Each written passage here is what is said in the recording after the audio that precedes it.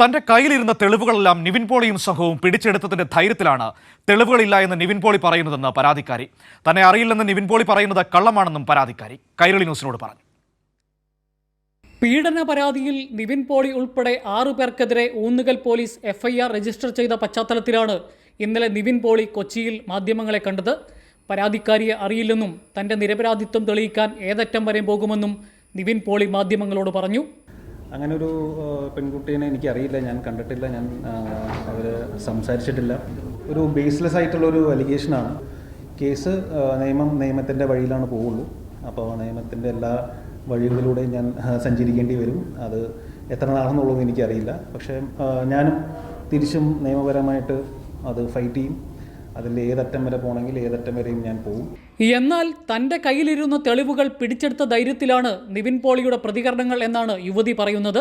ഈ നിവിൻ പോളി എന്നെ അറിയില്ല എന്ന് പറയുന്നതും എൻ്റെ കയ്യിൽ തെളിവുകളൊന്നുമില്ല എന്ന് പറയുന്നതും എൻ്റെ കയ്യിലിരിക്കുന്ന തെളിവുകളെല്ലാം നിവിൻ പോളിയും സംഘവും പിടിച്ചെടുക്കുകയും എൻ്റെ യാതൊരുവിധ തെളിവുകൾ, അതായത് അവർ ചാറ്റ് ചെയ്തതും വിളിച്ചതും ഫോട്ടോസും ഒന്നും എൻ്റെ കയ്യിൽ ഇല്ലാത്തത് കൊണ്ടാണ് പുള്ളി ഇത്ര ശക്തമായിട്ട് പ്രതികരിക്കുന്നത്.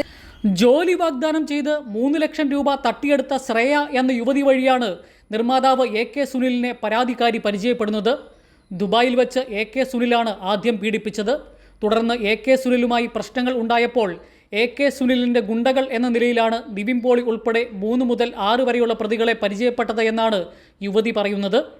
മാസങ്ങൾക്ക് മുമ്പ് കൊടുത്ത പരാതി പോലീസ് തള്ളിയതിനെക്കുറിച്ചുള്ള ചോദ്യത്തിന് പരാതിക്കാരിയുടെ മറുപടി ഇങ്ങനെ: ജൂണിൽ കംപ്ലയിൻറ്റ് കൊടുത്തായിരുന്നു. ഹർഷിത മേഡത്തിന് മെയിൽ അയക്കുകയാണ് ചെയ്തത്. അത് കഴിഞ്ഞിട്ട് അവിടുന്ന് ലോക്കൽ സ്റ്റേഷനിലേക്ക് ഇത് ഫോർവേഡ് ചെയ്യുകയും അവർ അന്വേഷിക്കുകയുണ്ടാവുകയും ചെയ്തു. അന്ന് ഞാൻ ശാരീരിക ഉപദ്രവമെന്ന് മാത്രമേ ഞാൻ ആ കംപ്ലയിൻറ്റിൽ എഴുതിയിട്ടുള്ളൂ. ഞാൻ ആദ്യമായിട്ടാണ് ഒരു കംപ്ലയിൻറ്റ് കൊടുക്കുന്നത്. അപ്പോൾ ഞാൻ അതിനകത്ത് പീഡനത്തിനെക്കുറിച്ച് എഴുതിയില്ല. പക്ഷേ ഞാൻ സ്റ്റേഷനിൽ പോയി സർക്കിളിന് മൊഴി കൊടുക്കുകയുണ്ടായി. എനിക്ക് അവിടെ പീഡനം അനുഭവപ്പെട്ടു എന്നും പറഞ്ഞുകൊണ്ട്. പക്ഷേ അവരും തെളിവുകളൊന്നുമില്ല. ദുബായിൽ നടന്ന സംഭവം ആയതുകൊണ്ട് അവിടെയാണ് കേസ് കൊടുക്കേണ്ടത്, കേരളത്തിലല്ല എന്നും പറഞ്ഞ് അവരത് ഉഴപ്പിവിട്ടു. തനിക്കെതിരെയും ഭർത്താവിനെതിരെയും പ്രചരിക്കുന്ന ഹണി ട്രാപ്പ് ആരോപണങ്ങൾ പരാതി കൊടുത്തതിനെ തുടർന്നുണ്ടായ കള്ളപ്രചരണമാണെന്നും പോലീസ് ഇത് തള്ളിയതാണെന്നും താൻ ഉന്നയിക്കുന്ന ആരോപണങ്ങൾ തെളിയിക്കുന്നതിനായി ഏതറ്റം വരെ പോകുമെന്നും യുവതി പറഞ്ഞു.